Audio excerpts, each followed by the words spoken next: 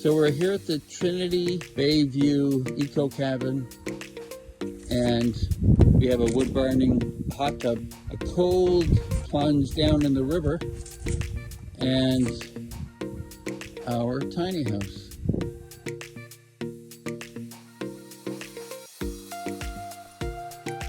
And it's just a spectacular property. And there's the ocean out there.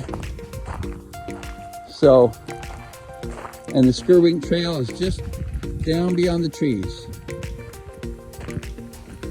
And this is a great place where we sleep. 4 people, 2 bedrooms, 2 double beds in here, and a double bed in there on top for the young and agile.